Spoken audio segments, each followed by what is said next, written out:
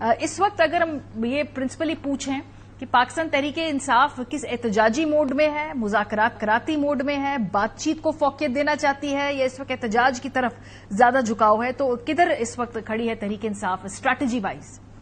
जी बहुत शुक्रिया। बिस्मिल्लाहिर्रहमानिर्रहीम, अल्लाहुम्मा सल्ली अला मुहम्मद व अला आलि मुहम्मद। सबसे पहले तो माजरत ख्वाह हूं कि मैं वीडियो पे ज्वाइन नहीं कर सका। अभी भी आपको आवाज आ रही होगी। तो हमारी तो कैंपेन जारी है हमारे इलाकों में। एहतजाज का जहां तक ताल्लुक है उसके लिए भी तैयार हैं। इस बार एहतजाज की जो तहरीक है वो थोड़ी सी डिफरेंट होगी। मैंने भी पार्लियामेंट्री पार्टी में ये मशवरा दिया है कि अगर इस बार एहतजाज करें तो पूरे मुल्क में हर डिस्ट्रिक्ट में, पाकिस्तान की हर गली, हर नुक्कड़, हर खेत, हर कल्याण में, हर जगह लोग पुरअमन तौर पे निकलें और अपना मुद्दा पेश करें। तो एहतजाज का तो ऑप्शन कभी भी आप एक सियासी जमात से नहीं ले सकते। साथ साथ मुज़ाकरात की भी बात स्टार्ट हुई है।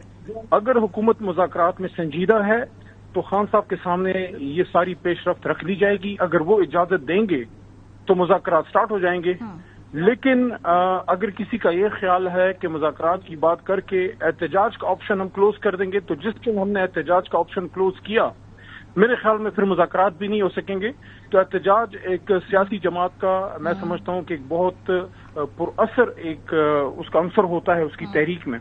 और तहरीक का मतलब सिर्फ एहतजाज ही नहीं है, तहरीक में एहतजाज भी है, तहरीक में मुज़ाकरात भी हैं।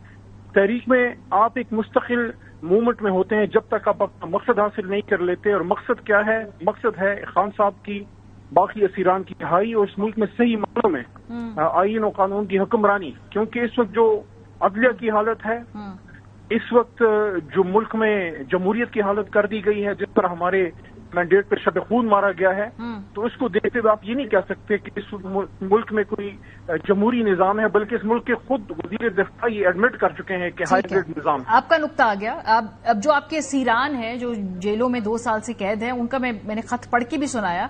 उन्होंने जो अहम बात की, उन्होंने कहा कि मुज़ाकरात हर सतह पर होने चाहिए, मुक्तदरा से भी होने चाहिए, सियासतदानों से भी होने चाहिए। सियासतदानों से मुज़ाकरात के ऊपर अभी क्या पेशरफ्त है? क्या दोनों तरफ मुज़ाकरात नहीं होने चाहिए? देखिए, आइडियली स्पीकिंग तो ये है कि मुज़ाकरात से सियासी क़ुव्वतों के बीच में हो, लेकिन मसला ये है इस मुल्क में कम से कम 3-4 तो मार्शल गुजर चुकी हैं। एस्टेब्लिशमेंट का एक मजबूत रोल पाकिस्तान की जो सियासत है या जो रियासती उमूर है उसमें रहा है। अब अगर हम ये तस्वर कर लें कि अचानक एस्टेब्लिशमेंट बिल्कुल साइड हो गई है और अब सियासतदान बहुत ताकतवर हो गए हैं और अब उनके पास कुल इख्तियार आ गए हैं और अब सारी बात उनमें हो, मैं समझता हूँ ये अमली दुनिया से थोड़ी दूर बात होगी।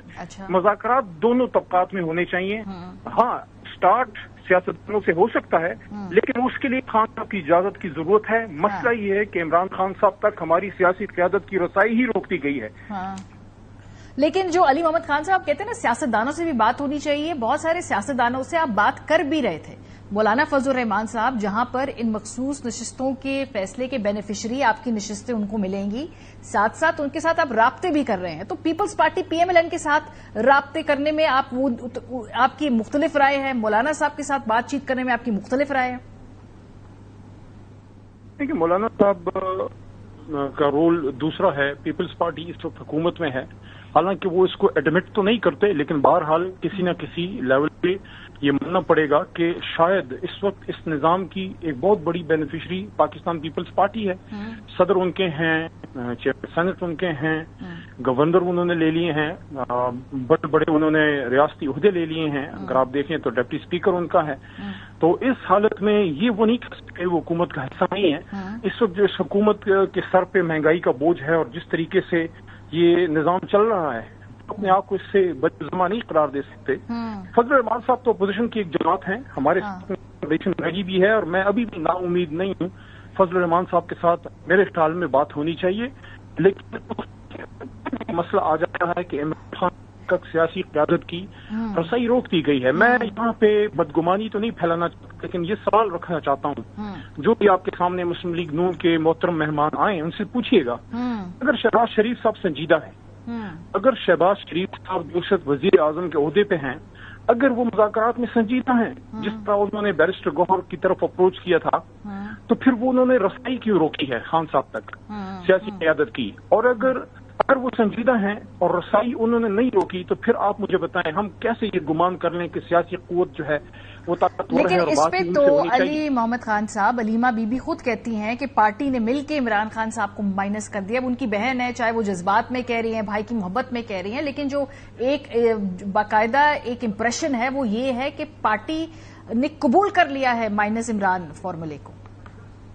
نہیں، مائنس تو صرف اللہ کسی کو کر سکتا ہے، اور پاکستانی عوام نے عمران خان صاحب کو پلس کیا ہے.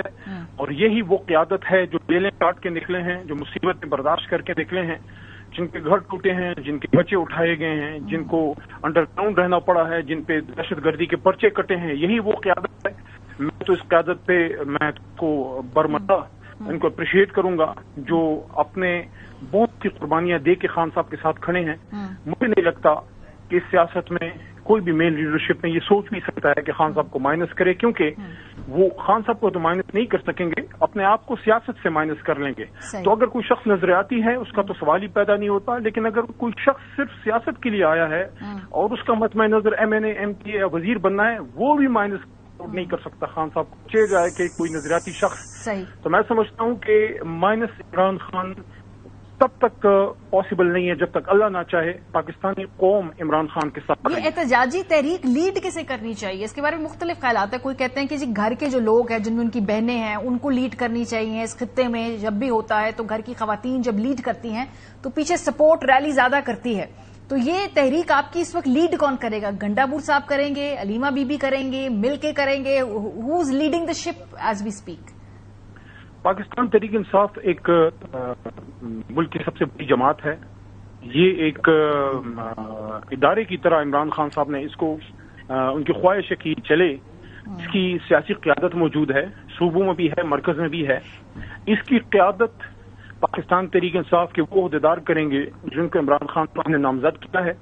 اور میں نے ابھی پارلیمنٹری پارٹی میں یہ بات کی بھی تھی کہ جو ذمہ دار ہیں ان کو اپنی ذمہ داریاں بھرپور طریقے سے بطور احسن پوری کرنی چاہیے.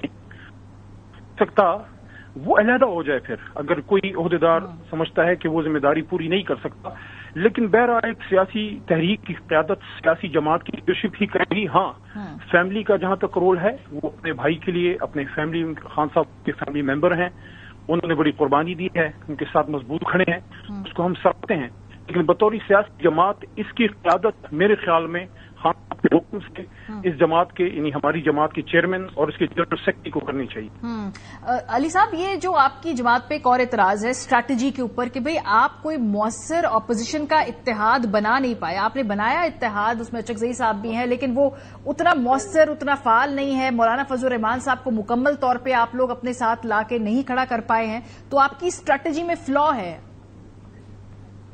دیکھیے، جب تک شاید آپ کی بات میں وزن ہو کہ جتنا بڑا اپوزیشن کا اتحاد بننا چاہیے تو اس طرح ہی بن سکا. لیکن یہ بھی تو ایک حقیقت ہے کہ مشکل وقت میں ظالم بادشاہ کے سامنے کبھی لوگ صدائے حق بلند کرتے ہیں. تو یہ جتنے ہیں یہی غنیمت ہیں. باقی سارے اسٹیٹس کو کا حصہ ہیں جنہوں نے پچھلے 30-35 سال اسٹیٹس کو سے مراعات یافتہ ہیں. تو ماریا بھی آپ کیا سمجھتی ہیں؟ وہ لوگ اچانک ان کا ضمیر جاگ گیا ہے اور اچانک وہ بہت بڑی تحریک کا حصہ بن جائیں گے؟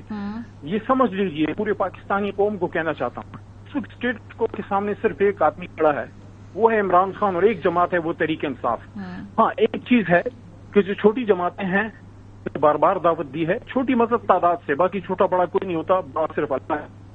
ان کو ہماری طرف سے اب بھی یہ دعوت ہے کہ ہم نے مل کے اس پاکستان کو، اسٹیٹس کو کے جنگل سے نکالنا ہے. کیونکہ پچھلے 75-77 سال میں یہی چہرے ہیں، یہی نظام ہے اور یہی آ رہے ہیں اور یہی جا رہے ہیں. باریاں لگی ہوئی ہیں اور عقل مانوں میں جو عمران خان صاحب جس طریقے سے عوامی اقتدار کی طرف کو لے کے جانا چاہتے تھے کہ فیصلے عوام کی مرضی منشا کے مطابق ہوں، ڈرائنگ روموں میں نہ ہوں، کچھ لوگ مل کے بیٹھ کے فیصلے نہ کریں، بلکہ عوام جو چاہتے ہیں عوامی فیصلے. اور اس پورے معاملے میں مولانا فضل الرحمان صاحب کے ساتھ آپ کے رابطے بھی کدھر ہیں؟ کیونکہ ابھی میں دوبارہ دہرا رہی ہوں، مخصوص نشستوں کے فیصلے کے بعد کچھ نشستیں ان کو بھی ملیں گی اور ان کی طرف سے ایسا کوئی اعتراض نہیں ہے کہ وہ نشستوں کو نہیں لیں گے، وہ اس کو بخوشی قبول کر لیں گے. جو میری انڈرسٹینڈنگ ہے ان کے انٹرویو سن کے ان کی جماعت کے لوگوں. دیکھیں، مولانا فضل الرحمان ہمیشہ آئین کی بات کرتے ہیں، اور اگر آئین کے تناظر میں دیکھیں جس طرح وہ خود کہتے ہیں کہ 73 کے آئین کے تناظر میں تو میرے خیال میں، مجھ ناچیز کے خیال میں تو 73 کے آئین کے تناظر میں مولانا فضل الرحمان صاحب کا ان سیٹوں میں ایک بھی سیٹ نہیں بنتی. اگر وہ لیں گے تو پھر جو بات کرتے ہیں اور جو عمل کرتے ہیں اس میں پھر فرق نظر آئے گا.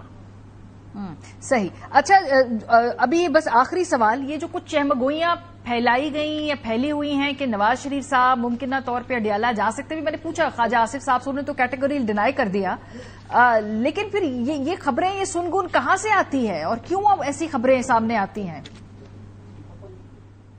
دیکھیں، یہ کسی مقصد کے لیے شاید پھیلائی جاتی ہیں، ایسے تو نہیں اچانک ہو جاتا. اب اچانک میاں صاحب کی یہ بات آنا کہ وہ خان صاحب سے ملنے آ رہے ہیں، اگر وہ آ رہے ہیں تو موسٹ ویلکم، لیکن یہ بہت فار فیسٹ آئیڈیا ہے. مجھے نہیں لگتا کہ ایسی کوئی بات عملی دنیا میں موجود ہے. لیکن اگر آپ کی فیلڈ ہے، الیکٹرانک میڈیا ہے، سوشل میڈیا ہے، آپ بھی اس کو سمجھتی ہیں کہ بعض اوقات کوئی خبر جو ہے وہ چلائی جاتی ہے.